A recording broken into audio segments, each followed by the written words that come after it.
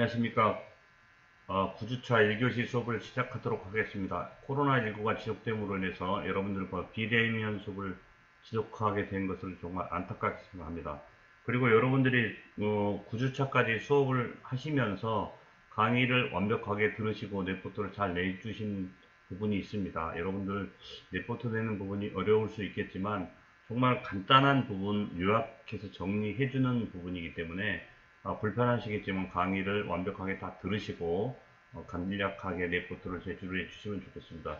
그리고 강의를 다 들었어도 제가 출석 체크를 지속적으로 이제 그 유체크를 하고 있습니다. 그래서 이거에 대해서도 여러분들 유념을 해주시길 바라고요.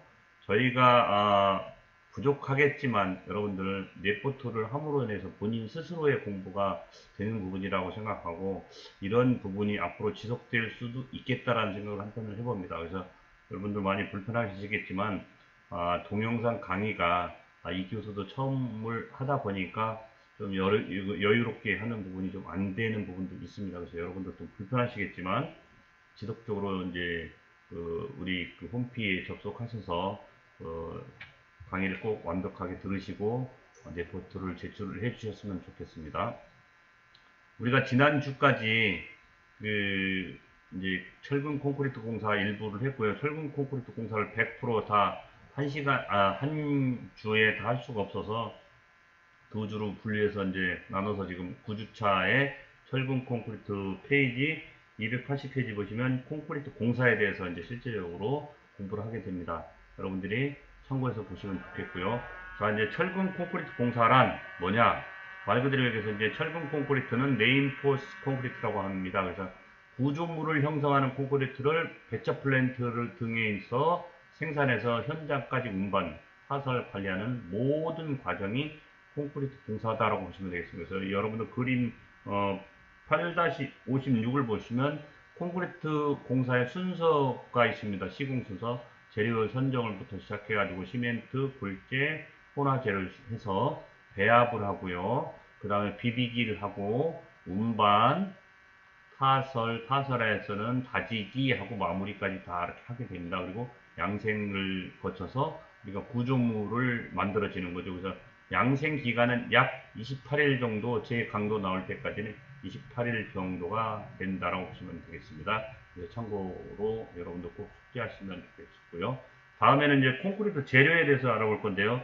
콘크리트 재료는 우리가 일반적으로 시멘트, 골재는 굵은 골재, 잔골재. 잔골재는 우리가 일반적으로 모래를 말합니다. 그 다음에 물, 혼화재료, 혼화재료는 혼화재하고 혼화재가 있습니다. 이런 부분을 여러분들이 좀 꼭 숙지하셨으면 좋겠습니다. 그리고 시멘트는 우리가 보통 포틀랜드 시멘트는 주로 이제 섞여서 이제 CO라든지 망간, 이산화칼슘 이런 것들이 다 같이 섞여서 이제 들어가는 부분이다. 그 다음에 점토도 이제 있고, 이제 점토에는 뭐 규소라든지 알루미늄이라든지 이런 이런 것들이 같이 섞여서 4대1로 혼합해가지고 가열 소성시켜서 만든 클링커의 석고를 3% 이하 첨가해서 미세한 분말로 만든 것이 우리가 포틀랜드 시멘트다라고 보시면 되겠습니다. 여러분들 시멘트 보시면 회색 가루로 아주 미세하게 되어 있죠. 이런 부분이 다 이제 이 부분이 물과 골재가 희석이 되면 이 시멘트가 이제 그 양생에서 굳도록 하는 그런 역할을 해줍니다. 그리고 성질은 구성 비율에 따라서 이제 다르고 혼화재료서 첨가하면 첨가에 따라서 다르다고 보시면 되겠습니다. 그리고 이제 포틀랜드 시멘트는 우리가 이제 종으로 나누는데 책에 보시면 1종부터 쭉 해서 이제 종에 대한 구분이 나와 있죠. 그래서 이제 포틀랜드 시멘트는 1종 포틀랜드 시멘트, 이거는 가장 널리 사용되고 있는 시멘트로 포틀랜드 시멘트 중에서 대표적인 것이다라고 보시면 되겠고, 단지 시멘트라고 하는 경우는 이것을 가리킨다. 그러니까 주로 이제 우리가 보통 포틀랜드 시멘트에서는 1종 시멘트를 많이 쓴다라고 보시면 되겠고, 2종 중용률 포틀랜드 시멘트라고 있습니다. 이 중용률 포틀랜드 시멘트는 수화율이 낮고 수축량이 적으며 염성이 이제 풍부해가지고 이제 포틀랜드 시멘트로 좀 사용하고 있다는 부분. 그 다음에 건조 수축으로 균열이 적게 발생해서 콘크리트가 장기 강도가 유리하다. 그 다음에 화학 조성물은 석회, 알루미나, 마그네시아가 적고 실리카라든지 산화철들이 이제 섞여 있다고 보시면 되겠습니다.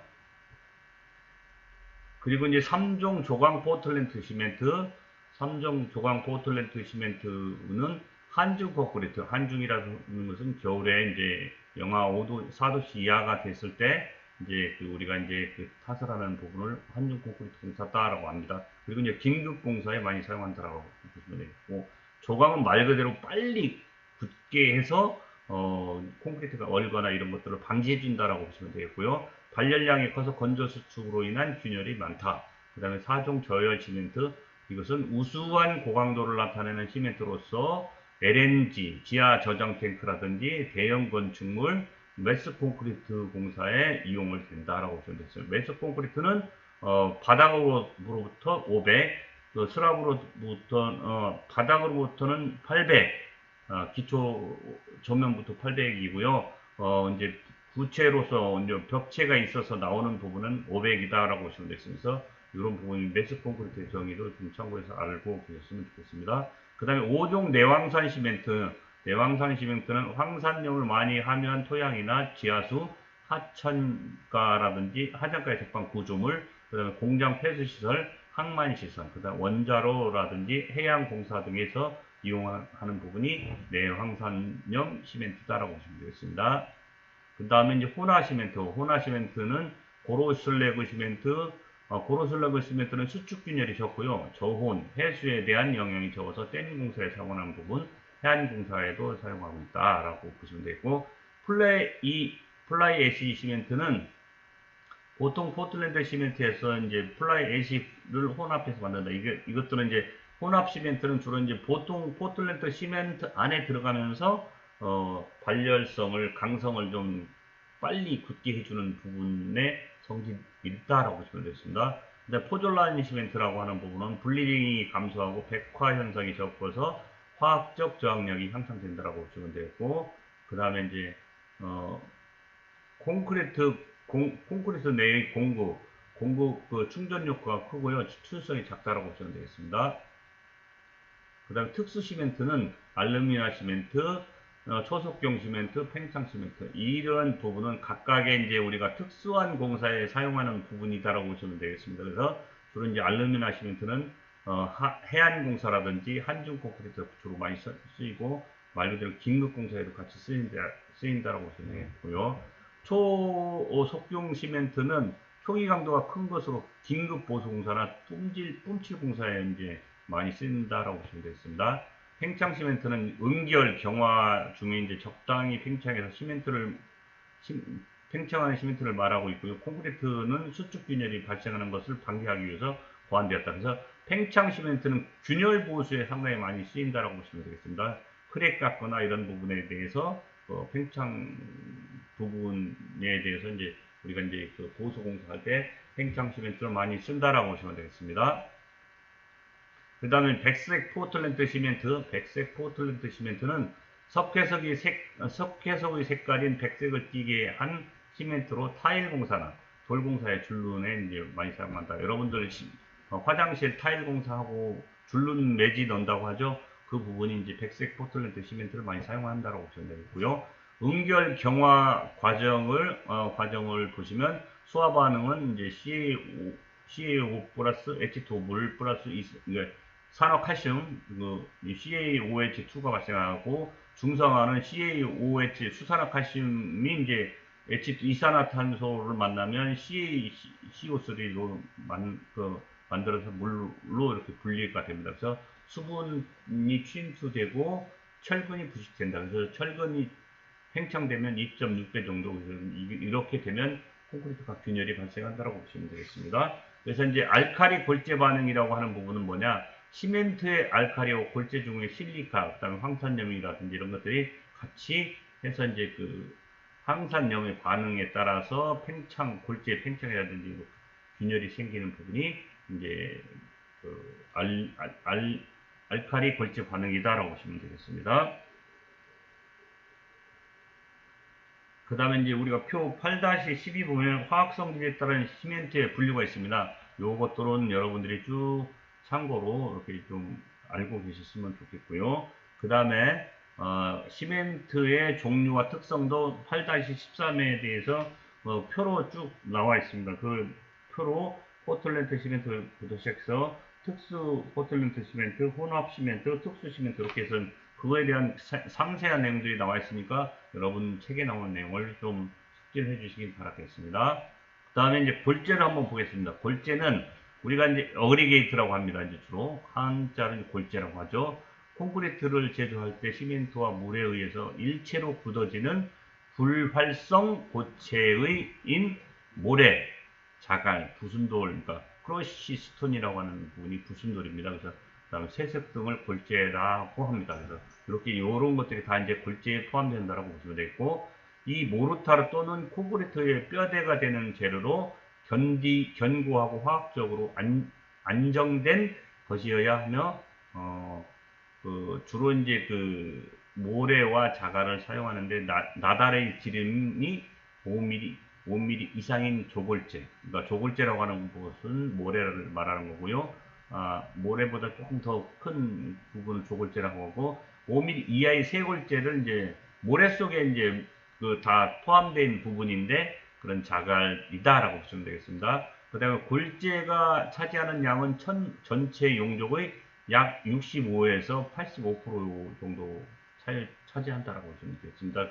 그래서 골재 성질이 콘크리트 품질에 큰 영향을 미치고 있다라고 보시면 되겠습니다. 그래서 이제 입자 크기에 따른 분류를 보시면 KSF 2526에 따르면 잔골재는 10mm체에서 전부 통과하고 5mm체에서는 85%가 남는 부분이 잔골재, 이거는 모래다라고 보시면 되겠고, 굵은 골재는 5mm체에서 85% 남는 골재, 통과를 못한 골재를 굵은 골재다라고 합니다. 그래서 여러분들이 참고적으로 알고 계시면 좋겠고요. 중량 골재는 뭐냐? 중량에는 경량과 그 중량 골재로 하는데, 경량 골재는 절건 비중이 잔골재 1.8 미만, 그 다음에 굵은 골재의 1.5 미만인 것이 경량이다. 가볍다라는 얘기죠. 그 다음에 중량 골재는 비중이 3.0 이상인 골재가 중량 골재에 해당한다라고 보시면 되겠습니다. 그 다음에 생산지에 따른 분류가 있습니다. 천연 골재, 내추럴 어그리게이트라고 하는 부분인데, 골재를 생산하는 방법에 따라서 분류할 때 강모래, 강자갈, 산모래, 산자갈과 같이 가공을 거치지 않고 바로 산이나 개천에서 얻은 골재. 지금 현재는 이런 천연 골재가 사실 없습니다. 그래서 없어서 우리가 이제 그 부순돌이라든지 그 채광을 해서 돌을 깨가지고 이제 잘게 만들어서 규격화해서 만드는 부분이 이제 그 산지에서 이제 석산을 개발해서 하는 부분이다. 그래서 이제 그런 부분이 주로 이제 인공골재에 해당하는 부분이 되겠죠. 인공골재는 뭐냐? 골재 전체 또는 일부분에 인공적으로 만든 경량골재를 써서 경량 콘크리트, 그 다음에 단위 용적 무게가 2.0톤 퍼 루베 이하의 콘크리트로 규격을 말하는 부분이다라고 규정하고 있고, 그래서 이런 부분이 이제 인공골재에 해당하는 부분이 있고, 골재 요구 성능을 보시면 콘크리트용 골재는 굳기 전에 작업성을 좋게 하고, 굳은 후에는 시멘트 페이스트와 완전히 밀착하여 구조물의 강도성, 그 다음에 내구성, 수밀성을 보존한다라고 보시면 되겠습니다. 강도라고 하는 부분은 시멘트 페이스트의 강도에 의해 결정되고, 골재의 강도는 시멘트 페이스트 강도 이상이어야 됩니다. 아무래도 이제 시멘트 페이스트보다는 골재가 이제 더 간단하다는 얘기를 말하는 겁니다. 비중을 보면 비중은 암의 종류, 그러니까 공급률 함수량에 따라 달라지면 비중이 클수록 단단하다라고 보시면 되겠습니다. 여러분들 돌을 보시면 그 비중에 따라서 이 비중이라는 부분은 얼만큼 단단하게 뭉쳐져 있는 비중을 말하는 거죠. 그래서 그 안 속에 이제 물이 다 빠져나가고 완전히 그 밀실하게 굳어져 있는 부분이 비중이다라고 보시면 되겠습니다. 그 다음에 입도를 보시면 암석을 구성하고 있는 광물 알갱이의 크기, 적당한 입도를 가진 골재를 사용하며 내구성, 작업성이 좋은 콘크리트를 생산한다고 보시면 되고, 입형, 말 그대로 골재에도 여러 가지 입형이 있겠죠. 뭐 뾰족한 거, 뭐 둥근 거 이런 것들이 있는데, 주로 이제 둥근 것들이 모나지 않는 것들이 가장 좋은 부분입니다. 그래서 골재 모양은 좋은 입형의 골재는 공급률이 작아서 정육면체나 구형이 아주 좋다. 흡수율을 보시면 표면 건조 포화 상태에 있어서 골재 리뷰에 포함되어 있는 전체 수량을 골재 함수량이라 하며 이 흡수한 수량의 비율을 흡수율이라고 합니다. 그 다음에 이제 여러분들 책 285페이지 보시면 골재 함수량이 나와 있습니다. 그래서 함수량을 흡수량, 유효흡수량, 표면수량, 절건 상태를 완전히 이제 건조된 상태를 말하는 거고, 기건 상태는 이건 이제 기체에 의해서 이제 건조된 상태, 표건 상태, 표면이 건조된 상태, 수분 상태 물을 먹고 있다는 얘기죠. 그래서 이제 절건에는 수분이 거의 없다라고 보시면 되고, 기건에는 일부는 수분이 들어있다. 그 다음에 표건은 표면이 이제 건조한 상태를 표건 상태다라고 하고, 수분 상태는 전체적으로 표면수가 이제 물이 먹었다 있다라는 부분으로 보시면 되겠습니다. 그 다음에 유해 함유량이라고 하는 부분은 유해물 함유량, 골재에 함유된 먼지, 진흙, 그러니까 점토 덩어리라든지 염화물 등 유해물은 콘크리트 품질을 저하시킨다라고 보시면 되겠습니다. 그 다음에 내구성을 보시면 골재에 함유된 먼지, 그 다음에 진흙, 염화물 등을 유해물 콘크리트의 품질을 저하시키고 있고요. 그 다음에 물 배합수는 주로 이제 배합수로는 수돗물이라든지 하천수, 지하수 등을 이용해서 수질 시험을 해서 품질 확인을 하는 부분이 있다고 보시면 되겠습니다. 혼화재료는 그 콘크리트 성능을 개선하기 위해서 시멘트, 골재, 물 이외의 콘크리트에 첨가하는 재료로 재료다라고 합니다.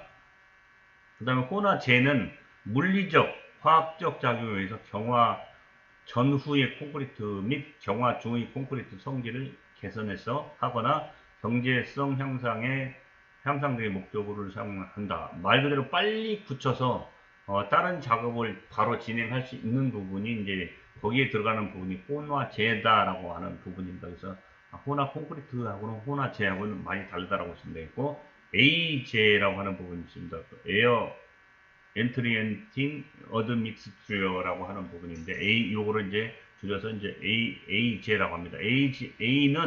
AJ는 콘크리트 속에 무수한 미세 기포를 포함시켜서 콘크리트 워커빌리티를 좋게 하기 위한 혼합재다. 워커빌리티라고 하는 부분은 이제 콘크리트 속에 연행 공기가 이제 들어감으로 해서 이제 우리가 골재가 잘 이동해서 밀실하게 잘 붙도록 만들어주는 부분이 이제 워커빌리티라고 합니다. 그래서 우리가 이런 것들을 공기 연행재다라고 합니다.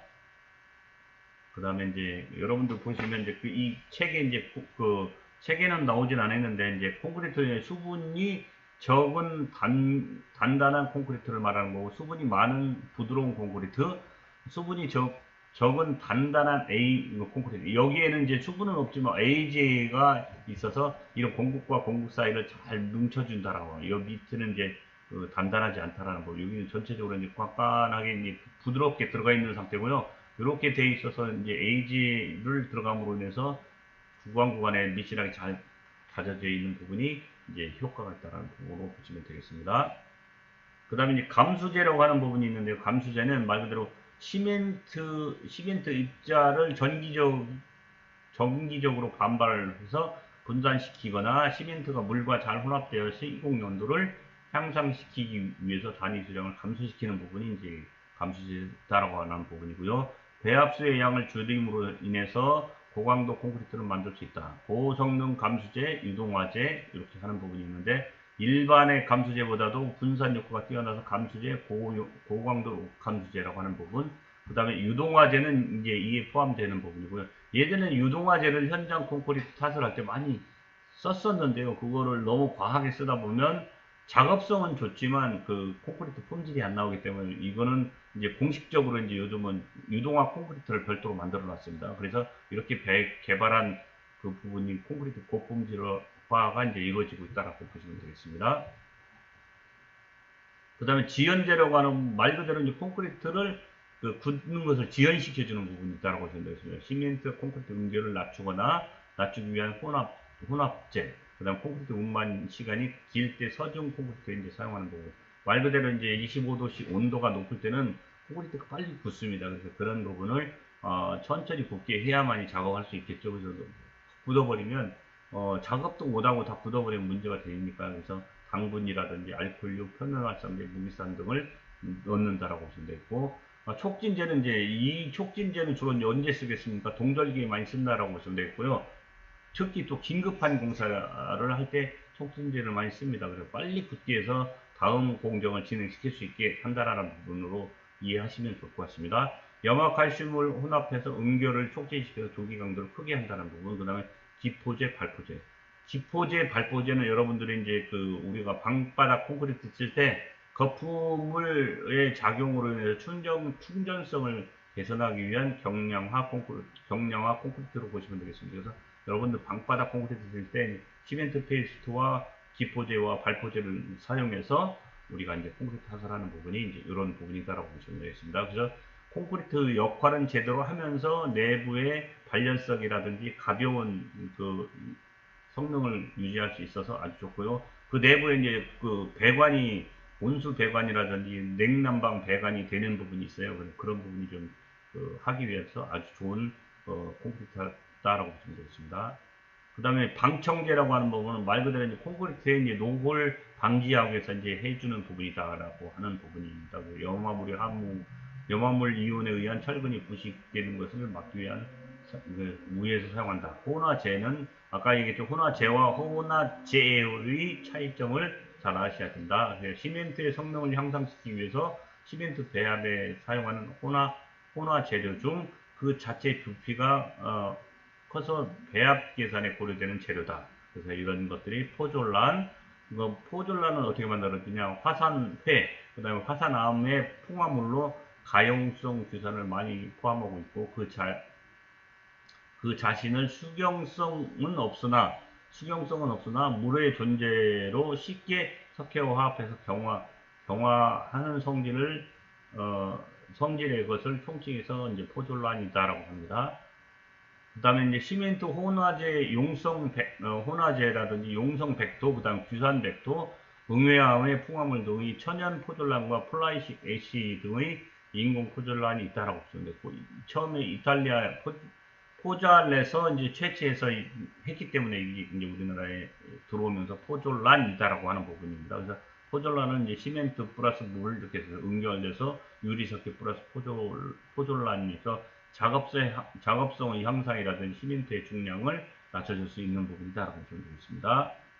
그래서 이제 실리카 듐은 주성분의 이산화탄소로서 포톨렌트 시멘트보다 100배 가량 미세한 분말, 그 다음에 전자칩 제조 과정의 부산물이며 매우 낮은 투수성을 가진 그 초강도 콘크리트를 만든다라고 설명했고, 고로슬래그는 뭐냐? 용광로에서의 철광석으로부터 선처를 만들 때 생기는 슬래그를 물, 공기 등으로 냉각해서 입상화시킨 것이다. 그러니까 응결 지연 효과가 있고요. 서준 콘크리트나 대량으로 연속 타설 시에는 사용한다라고 보시면 되겠습니다.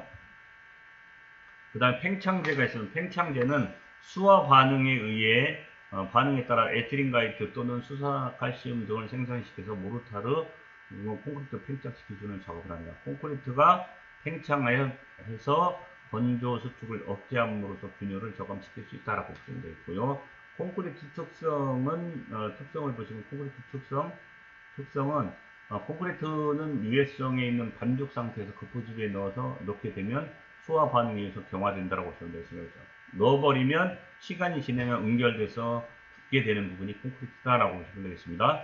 그 다음에 굳지 않은 콘크리트, 비비기 직후부터 응결 과정을 거쳐 소정의 강도를 나타낼 때까지의 콘크리트를 말하는 거고, 요구 성능은 운반, 타설, 닫힘 등의 작업을 용이하게 할 수 있어야 한다. 그 다음에 콘크리트 치기 전과 칠 때 재료 분리가 적어야 한다라고 하는 부분, 타설 후에 균열이 발생이 없어야 된다라고 하는 부분, 그 다음에 이제 시공 용도라고 하는 부분은 이제 아까 이제 우리가 워커빌리티라고 얘기했죠. 워커빌리티라고 얘기했습니다. 그래서 콘크리트를 시공할 때 유동성, 점성, 비분리성 따위를 나타내는 수치, 골재와 시멘트의 수밀성을 나타내는 것이다라고 보면 되겠고요.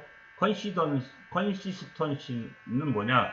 물의 양이 많고 적음에 따라서 반죽질기를 나타내는 것이 컨시스턴시다라고 보시면 되고, 펌퍼빌리티는 말 그대로 굳지 않은 콘크리트를 작업할 때 적합하게 잘 되고 있는지를 확인할 수 있는 것을 말하는 것입니다. 그래서 이런 부분은 펌퍼빌리티.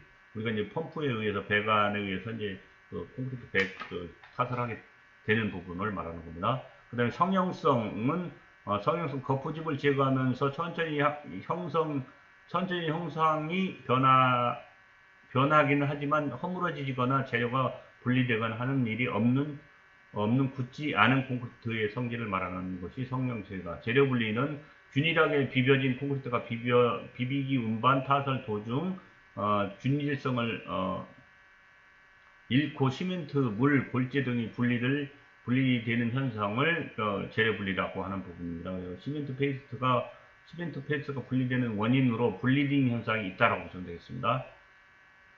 그리고 이제 블리딩이라고 하는 부분은 보시면 블리딩과 레이턴스는 콘크리트 하설의 시멘트, 골재 등의 콘크리트 입자의 침하에 따라서 물이 분리 상승되면서 표면에 떠오르는 현상이 블리딩이나 레이턴스를 말하는 거고, 콘크리트 표면의 배합수와 함께 떠오른 부유물 또는 녹아있던 알칼리성 물질 등이 침전한 미세한 물질이 콘크리트 표면에 얇은 층으로 형성되는 것을 레이턴스라고 합니다. 그리고 블리딩 감소는 단위 수량을 적게 하고 입도가 적당한 골재를 사용한다고 보시면 되겠습니다.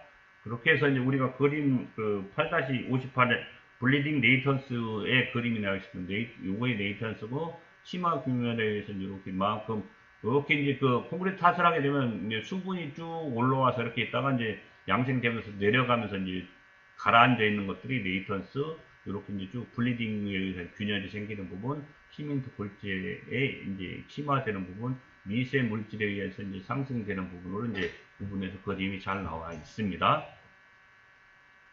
그 다음에 초기 균열이라고 하는 부분은 이제 콘크리트 타설 후에 경화할 때까지 발생하는 균열을 초기 균열이다.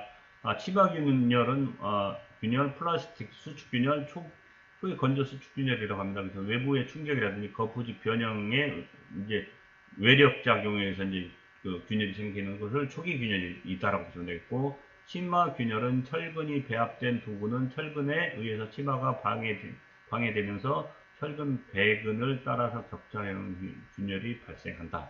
플라스틱 수축 균열은 초기 건조 수축 균열이라고 합니다. 그리고 콘크리트 표면에 급속한 수분 증발에 의해서 일어나는 표면이 가늘고 얇은 균열이 불규칙하게 발생하는 부분이 이제 플라스틱 수축 균열이다라고 보시면 되겠습니다. 이런 모든 것들이 초기 균열에 다 해당된다라고 보시면 되겠습니다. 그래서 경화 콘크리트는 말 그대로 얘기해서 이제 주요 특성은 강도, 변형, 중량, 체적 변화, 수화물, 내화성, 내구성 등이 있다라고 하는 거고, 강도는 압축 강도, 임장 강도, 힘 강도, 전장 강도, 부착 강도, 지압 강도 있습니다.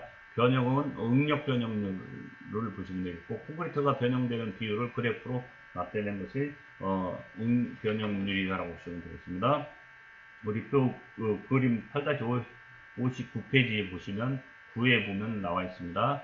그래서 응력 변형률 곡선이라고 하는 부분이 나와 있고요. 응력 변형률 곡선은 이렇게 해서 만들어지는 부분이다라고 하는 부분으로 참고해서 보시면 되겠습니다. 이게 주로 이제 포화성비에 대해서 여러분들 잘 알고 계시면 좋을 것 같고요. 그 다음에 일정한 하중이 가해진 후에 하중이 증가가 없는데도 시간이 지남에 따라 콘크리트 변형이 증가하는 현상을 크리프 현상이라고 합니다. 그래서 이런 변형을 크리프 변형이라고 하죠. 그래서 이 크리프 곡선이 있으면 크리프 변형 곡선을 우리가 이제 페이지 293페이지 그림 8-60에 나와 있는 그림으로 참고해서 보시면 되겠습니다. 중량이라고 하는 부분은 중량은 골재의 비중 및 단위 골재량에 의해서 결정된다라고 하는 부분. 그 다음에 최적 변화, 기온 및 습도의 변화에 따라서 최적의 변화가 일어난다. 건조 수축에 의한 최적 변화, 수분 상태에 의한 콘크리트가 건조 수축 현상을 건조 수축이라고 합니다. 그리고 분말도가 높은 시멘트 사용, 흡수량이 많은 골재, 흡수 온도가 높은 경우라든지 습도가 낮은 경우, 부지의 담요 치료가 적은 경우에 생긴다라고 하는 부분이 되겠습니다. 그 다음 온도 변화에 의한 체적 변화, 콘크리트 체적 변화는 사용된 골재 암질에 의해서 일어나는 거고요. 골재 암질이 석영질일 경우에는 최대 사함 화강암, 석회암소로 이제 작아진다. 그 다음에 수밀성은, 수밀성이란 물에 대한 밀실한 성질, 즉, 물이 잘 통과하지 않는 성질을 말하고 있다. 그 다음 콘크리트가 강도가 크게 된다는 것은 물 시멘트비가 좋다라고 하는 부분이고요. 소화 생성물이 충분히 많아, 내부의 공급이 매우 적음으로 수밀해진다라고 보시면 되겠습니다. 그 다음에 내화성은 콘크리트는 구조 재료 중 가장 내화성이 우수한 겁니다. 불에는 잘 견딘다는 얘기죠. 그렇지만 500도씨에서 콘크리트 강도는 상온에서의 강도는 약 40% 이하가 저하되고요. 500도 이상으로 가열된 구조체는 재사용하는 것은 매우 위험하다라고 보시면 되겠습니다. 그 다음에 콘크리트도 이제 온도가 높으면 폭발합니다. 이제 화재가 났을 때는 터져요. 그래서 이제 수분이 급격하게 하는 부분 때문에 콘크리트가 이제 터지는 경우가 발생합니다. 내구성이라고 하는 부분은 물질의 원래의 상태에 변질되거나 변형됨이 없이 오래 견디는 성질을 내구성이다라고 보면 되겠습니다. 이런 것들은 이제 기상 조건이라든지 심직작용 등의 이제 물리적 요인에 의해서 화학적 요인 등이 있다라고 보시면 되겠습니다. 콘크리트 중성화에 대한 중성화에 대한 내구성입니다. 물의 수화 반응으로 생긴 수산화칼슘은 강한 알칼리성을 가지고 있어서 콘크리트 내의 콘크리트 철분 부식을 막아준다. CaOH2 플러스 CO2는 CaCO3 플러스 H2O 물 이렇게 한다는 부분에서 우리 그 책 295페이지 콘크리트 중성화에 대해서 그림이 잘 나와 있습니다. 중성화의 영향력 진행 과정입니다. 중성화의 영향력 진행 과정은 콘크리트가 중성화되면 강제 녹이 발생한다. 그래서 강제 녹이 발생에 따라서 최적이 팽창한다. 최적 팽창에 따라서 피복 콘크리트 파괴가 된다는 부분 쭉 해서 중성화 콘크리트의 측정 방법은 치핑하거나 치핑법에 의해서 하는 부분이 있고요. 그 다음에 코어 채취법이 있고요. 그 다음에 동결 융해에 대한 내구성은 기상작용으로 융해작용을 하고 물의 침식작용, 온도변화, 탄산가스의 작용합니다. 그리고 해수 및 화학작용에 대한 내구성, 해수작용, 해양 환경에 장시간 노출되면 해수에 포함되어 있는 황산염의 화학작용으로 이제 침식이 된다고 보시면 되겠습니다. 이렇게 해서 1교시 수업을 마치도록 하겠습니다.